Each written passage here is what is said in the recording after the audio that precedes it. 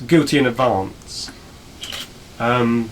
Two artists, not to sort of compare it to other things, but two artists that sprung to mind when I heard this were Kraftwerk and Depeche Mode. Depeche Mode, again, in terms of the percussion sounds, again, they're very kind of metallic. I don't know how you recorded those, and Kraftwerk in particular for the Radioactivity album, and even the track Radioactivity with the the kind of choral voices and so on. I wondered if you could just explain a little bit how you came to put those bits together. Right, well, this track started off with the percussion sounds. It was very heavily influenced by the Something to Do metal mix by Depeche Mode, which I really love. And I didn't try and copy it, but I wanted to do something that used those kinds of tinkly bonk kind of little metal sounds.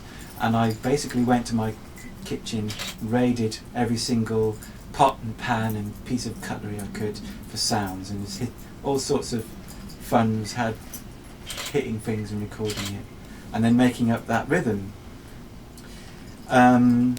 which I augmented with a couple of sample drum sounds from my Ensoniq Mirage sampler, which I really love that as a thing on its own. But then musically, the choiry sound is from an orchestron, which is an old instrument that Kraftwerk used in the 70s, and that's something that's all over the Radioactivity album, but also on Showroom Dummies and maybe a couple of other songs before they got bored of the sound. But I hadn't heard anyone else use that sound, and I did some research years ago, and I wanted to find some way of getting this orchestron sound because I loved it. There's a few sounds orchestron makes, but I love that choir in particular. Anyway, I found some one-shot samples of a few notes. I recorded them, sampled them in my Emax 2, remapped them and cross-faded them, and made my own version. So that's my appropriation of an orchestron, basically. But yeah, it's a blatant nod to Kraftwerk, obviously. But also, that track's quite influenced by When Doves Cry by Prince, because I really like that. With no real bass line, you just let the rhythm carry you, but it's got that sort of groove to it,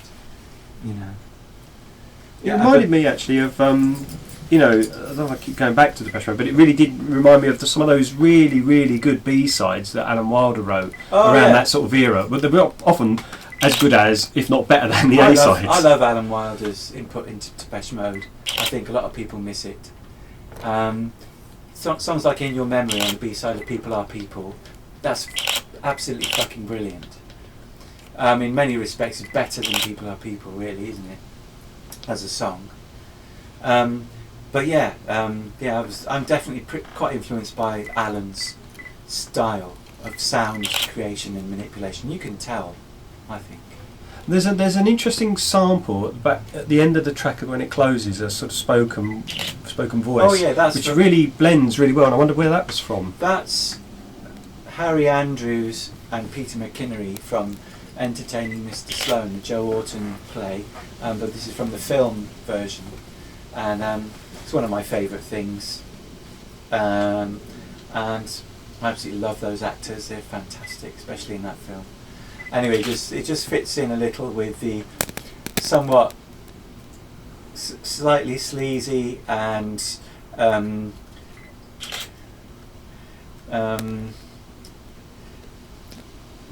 this sort of predatory nature of the lyrics to this song. And this song, Guilty in Advance, comes directly from an idea that I had through a conversation I had with Thomas Adam from Division.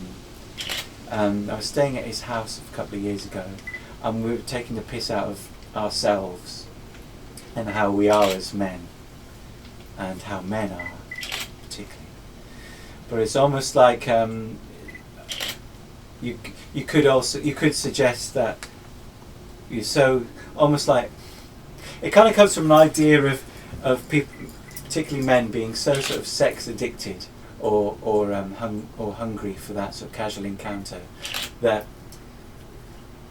they're almost constantly shopping around psychologically. You know, you're guilty in advance of having done anything.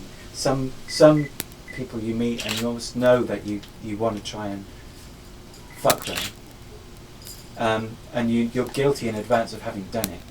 Does that make sense? It does make sense, yeah. So yeah, we're both as bad as each other, at least on paper. This is theoretical. Theoretical, of course. And I don't know if it's my imagination, but it might just be that they've got more room to breathe on this album. But there seem to be more samples, as in film samples, than usual. And I didn't know if that was just, something you were in a groove of doing, or just whether that was a conscious thing, or whether it's just by chance. I just like them sometimes, and I stopped doing them for a few years because people kept telling me, "Oh, you haven't got copyright," and so on. You know, our music doesn't get distributed that widely, probably. So, well, no one's come up to me yet, and if they ever do, well, I'll just have to deal with it at the time, and they're welcome to their percent of the little that we make from what we do. It's kind of fun to use them sometimes, so I have. That's really it. I like samples from films. People don't do it often enough.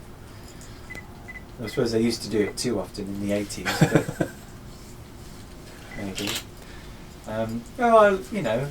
Although I once did a tour with Zig Zig Sputnik, and they were telling me, Neil X was telling me that one of the worst decisions they ever made was to put that sample from Clockwork Orange on the beginning of Love Missile F-111, because it cost them so much money in court in the end.